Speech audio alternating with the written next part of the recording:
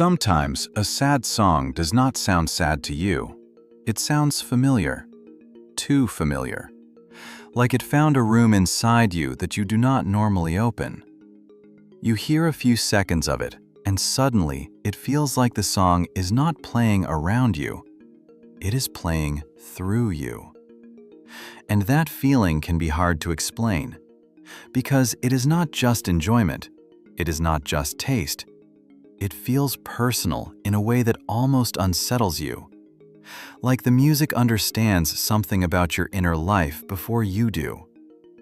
And if that keeps happening to you, the question is not simply why you like sad music. The real question is why your brain responds to it like recognition. Why it feels less like listening and more like being quietly exposed. Most people know music can affect mood, but sometimes what you feel goes deeper than mood. You are not just becoming emotional, you are being pulled inward. A song starts and your attention changes. Your thoughts slow down. Your memories come closer. Things you were not planning to feel begin rising to the surface. A text you never answered. A version of yourself you miss. A loneliness you kept too busy to notice. That is why sad music can feel heavier than it seems like it should. It is not only touching emotion, it is touching identity. It starts connecting itself to the way you see your life, your past, your relationships, even the private story you tell yourself about who you are. And after a while, you may start wondering if something is wrong with you. Why does this hit me harder than it hits other people? Why do I hear one lyric and feel like I am being read from the inside? Why does a melody make me feel more understood than most conversations do? The answer is not that you are weak, and it is not that you are addicted to sadness. In many cases, it means your mind has a strong link between emotion, memory, and self-reflection. Some people do not just feel emotions, they register them deeply. They notice subtle changes in tone. They absorb atmosphere. They carry unfinished feelings for a long time, sometimes without even realizing it. And when something external matches that inner pattern, the brain locks in.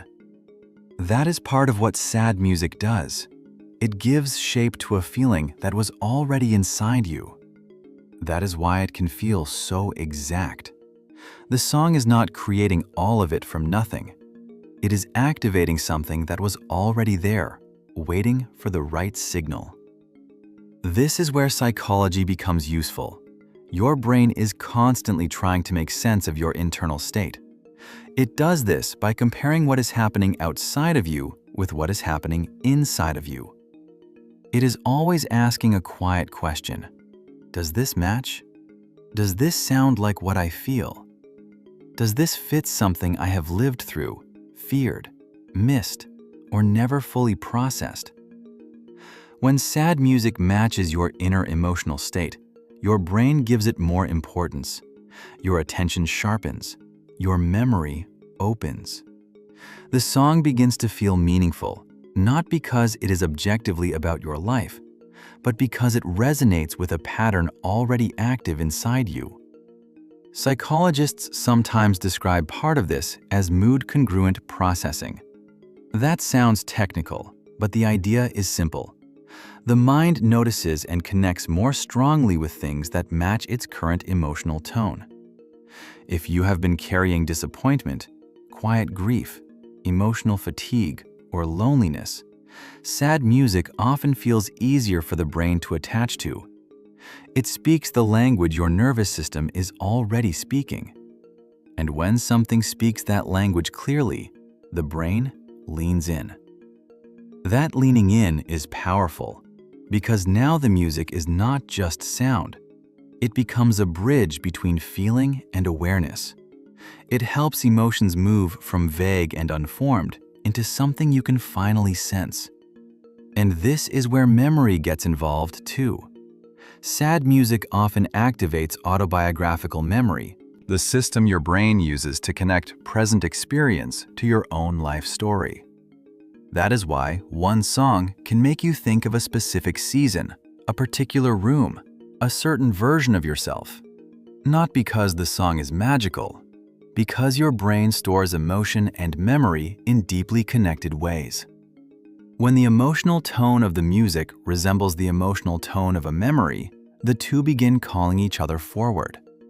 That is why a song can feel personal even if the lyrics do not exactly describe your life. Your brain is not only listening to the words, it is listening for emotional similarity. And similarity feels intimate. A simple way to understand this is to think of sad music like a tuning fork. A tuning fork does not invent the note, it reveals the note that was already possible. When it vibrates near the right frequency, something nearby begins vibrating too. Sad music can do that to your inner world. It does not plant emotion inside you, it activates what was already quietly resonating. And when that happens, it can feel almost uncomfortably personal. Not because the song knows you, because it touched the exact emotional frequency your mind has been holding. That is also why people sometimes cry from a song even when nothing dramatic is happening in their life that day. The tears are not always about the present moment. Sometimes they are about emotional recognition. The nervous system finally finding a form that matches what it has been carrying. And there is relief in that, even when it hurts. Especially when it hurts, because pain with shape is often easier to feel than pain without language. That is why sad music can comfort you and expose you at the same time. It gives your emotions structure, rhythm, containment, something your own thoughts often fail to provide. And that does not mean you are broken. It often means your mind is using art as a safe route toward feelings that are harder to approach directly. That is the part many people misunderstand. They assume that if sad music feels too personal, it must be making them worse. Sometimes it can deepen rumination, yes, but often it is doing something more adaptive than that.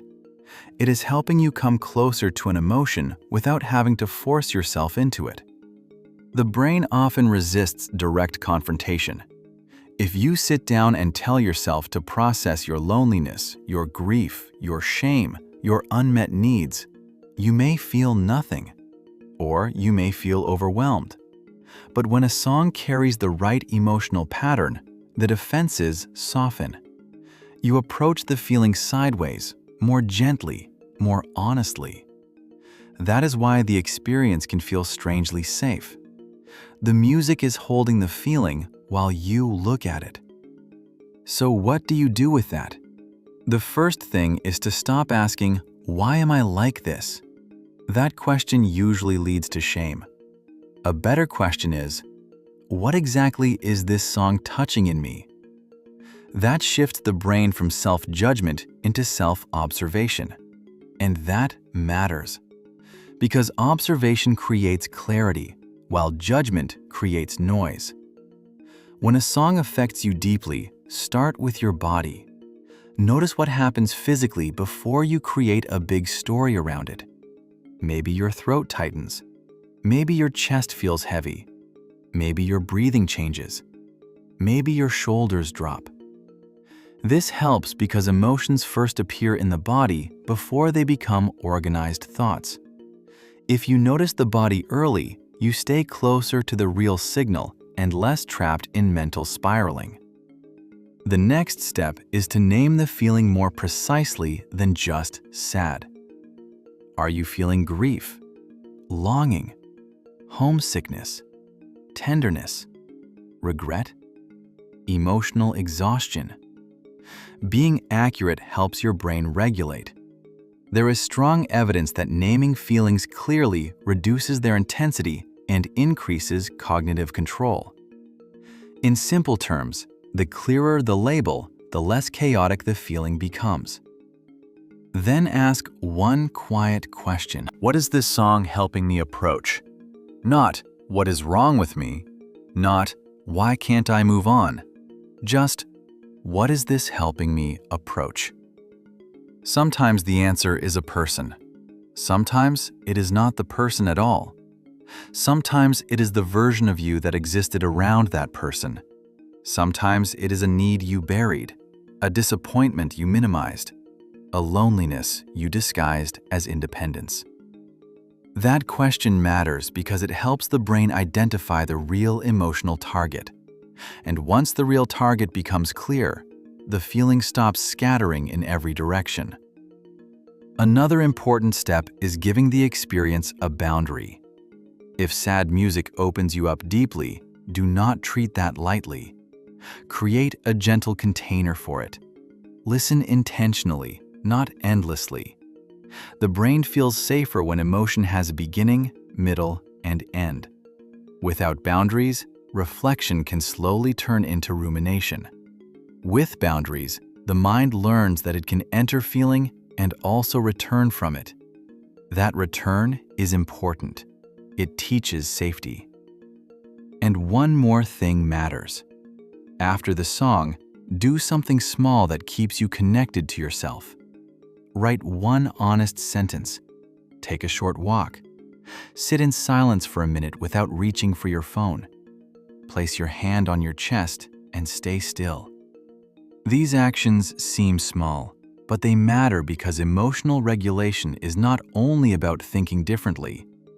It is also about showing the nervous system that you are present with what you feel, that you are not abandoning yourself inside the feeling.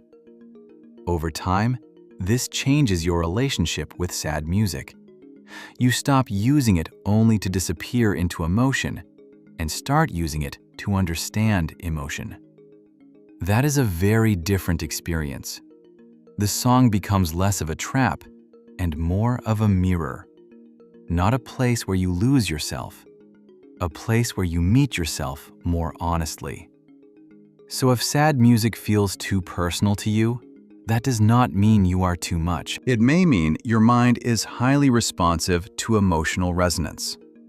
It may mean you feel more through pattern than through explanation. It may mean your brain recognizes truth in tone before it can explain truth in words. And that sensitivity can be painful, but it can also become a form of intelligence, a quiet emotional intelligence. The kind that notices what others miss, the kind that hears the feeling beneath the words, the kind that cannot always move on quickly because it actually feels what it feels. And maybe that is why these songs stay with you. Not because they make you fragile, because they reveal what is already alive in you.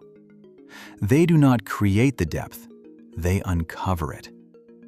And sometimes the reason the song feels so personal is not that it is breaking you open.